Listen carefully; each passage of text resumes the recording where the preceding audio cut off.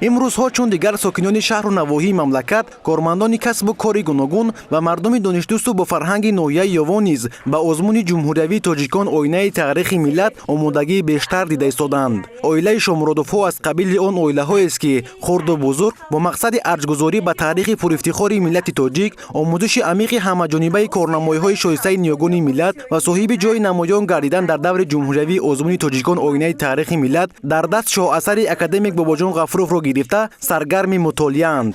мо аҳли хонавода тасмим гирифтем ки озмуне ки аз тарафи роҳбари муаззами миллат эълон гардид, тоҷикон оинаи тарихи миллат ки асари безавол ва асари бузурги академик Бобоҷон Ғафуров ки яке аз қаҳрамони Тоҷикистон маҳсуб меёбад, аҳли оила ба воситаи оинаи нилгун вақте ки тамошо кардем, тасмим гирифтем ки аъзои хонавода, аъзои оила дар ин озмун иштирок кунад ва ғолибият ба даст биёрем.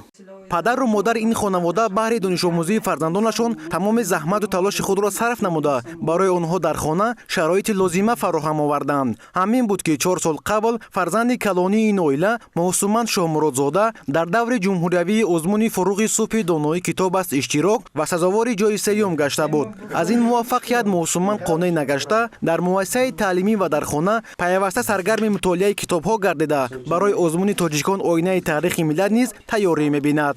вақте ки соли 2019 инам аз тарафи сарпарастии пешвои миллат озмуни фуруғи субҳи доноӣ ташкил гардид, духтари манам бисёр китобҳоро мехонд ва дар синфи ҳафтум мехонд. дар он вақт манам бо ёрдам мекардам бо фарзандам ки ба ҳамин озмун равад ва мо интизор надоштем ки вай соҳиби ҷо мегардад ва бисёр ҳам муваффақ шудем дар ҳамин озмун. духтарам бисёр хурсанд шуд вақте ки дар даври вилоятӣ рафт иштирок аз соҳиби ҷои якум гардид. мо гуфтивае ки бисёр хурсанд будем аз ин ва ҳозирам барои мана имсол ки бо сарпарастии китоби тоҷикона пешвои миллат дар ҳар як хонадон ҳатто дар соли 2021 ба ҳар як туҳфа кардан ва имсолам мехоҳам ки фарзандам ба ҳамин озмунам тайёрии ҷиддӣ бинанд. бо хондани паёпайи китобҳо мехоҳам имсол дар озмуни тоҷикон оинаи тарихи миллат иштирок намуда сазовори ҷои намоён гардам.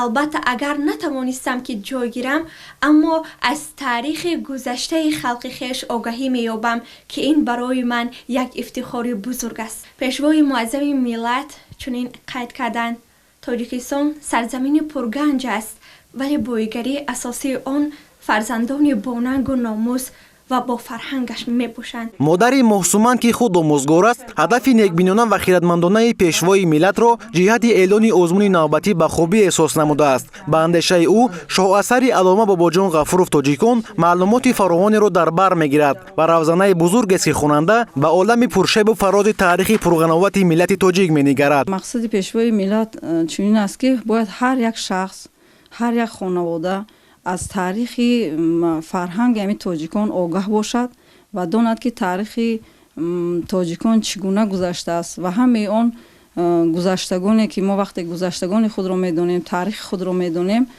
ин бисёр барои мо пурифтихор аст ва мо шахси донишманд ҳисоб мехӯрем вақте ки таърихи гузаштаи худро донӣ.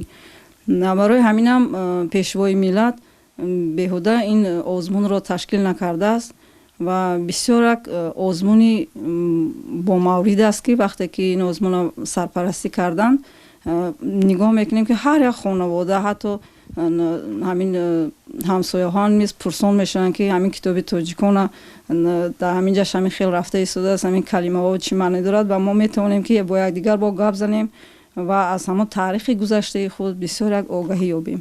таърих фарогири замонҳои гузашта ва имрӯза мебошад. аҳли оилаи Шоҳмуродовҳо бар он назаранд ки доир намудани озмуни ҷумҳуриявии тоҷикон оинаи тарихи миллат дар соли 2023 боз як ташаббуси дурбинонаву хиратмандона ва ҷавонмардонаи пешвои миллат буда шаҳодат аз он медиҳад ки ин асари пурарзиш боз барои садсолаҳо хидмат карда моҳиятан кӯҳнашавӣ надорад.